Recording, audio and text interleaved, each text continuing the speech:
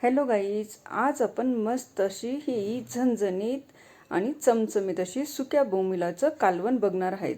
चला मग बनवूया. भाकरीसोबत चपातीसोबत खाण्यासाठी मी हे कालवण कसं बनवले ते तुम्हाला दाखवते. मी इथं हे सुकलेले बोंबील घेतले आणि त्यांना छान असं साफ करून घेतलं आणि छोट्या तुकड्यांमध्ये यांना कट करून घेतले. त्यानंतर इथे 1 कप एवढे मी हे बोंबील घेतले होते. त्यानंतर आपल्याला 1 ग्लास एवढा गरम पाणी टाकून घेतलंय आणि 1 छोटी चमची मीठ टाकलं आणि छान असं यांना धुवून घ्यायचं. गरम पाण्याने धुतल्याने यामधली जी पण घाण असते सुक्या बोंबिलांची ती पूर्ण निघून जाते. त्यानंतर मी 2 ते 3 थंड्या पाण्याने यांना छान असं धुवून घेतलं. आता एक वाटण आपल्याला बनवायचं आहे. मी इथं मिक्सरचं भांडं घेतलं आहे. 10 ते 12 लसणाच्या पाकळ्या, 2 इंच अद्रकचा तुकडा घेतला आहे, 4 हिरव्या मिरच्या आणि अर्धा कप एवढी ही कोथिंबीर घेतली. मिरच्या ह्या जास्त तिखट नाही आहेत, मिडियम अशा तिखट आहेत म्हणून 4 घेतल्या आहेत. आणि अर्धा कप एवढी कोथिंबीर घेऊन याला छान असं आपल्याला वाटायचं आहे. पाणी टाकलेलं नाही आहे. यांना छान असं सुकंच मी वाटून घेतले. हे बघा, अशा पद्धतीने आपल्याला वाटण हे करून घ्यायचं आहे.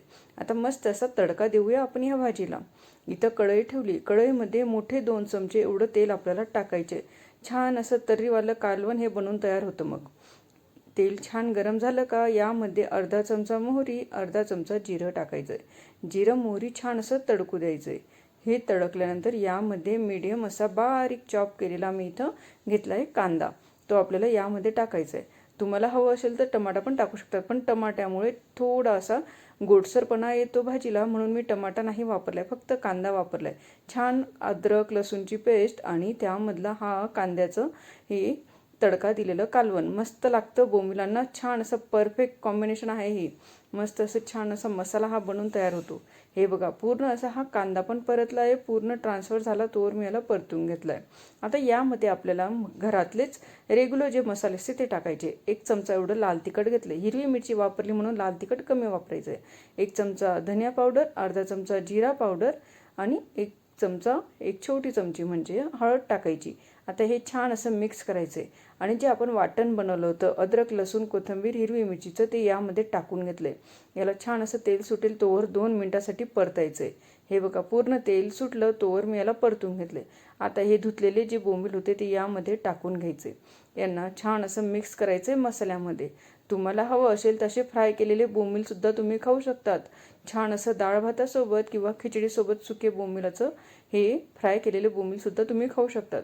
आता इथं मी 1 ग्लास एवढं पाणी टाकून घेतलेलं आहे. छान बोंबील परतून झाल्यानंतर 1 ग्लास एवढं गरम पाणी टाकलेलं आहे आणि फक्त 5 मिनिटासाठी आपल्याला अशी उघड्यावर हिला शिजू द्यायचं आहे. 1 छोटी चमची मीठ टाकायची. मीठ टाकताना कमी टाका, कारण आपण धुताना पण मीठ टाकलं होतं आणि ऑलरेडी बोंबिलांना सुक्या बोंबिलांना मीठ लावून येतं म्हणून मीठ टाकताना थोडंच टाका, जास्त टाकू नका. हे बघा, 5 मिनिटानंतर छान असे बोंबिले शिजून तयार झाले. त्यांना शिजायला वेळ लागत नाही, पटकन शिजतात. मस्त चमचमीत झमझमीत अशी आपली भाकरीसोबत चपातीसोबत भातासोबत खाणारी आपली हे सुक्या बोंबिलाचं कालवण बनून तयार झालेलं आहे. व्हिडिओ आवडला असेल तर लाईक शेअर सबस्क्राईब नक्की करा. चला मग भेटूया पुढच्या व्हिडिओमध्ये.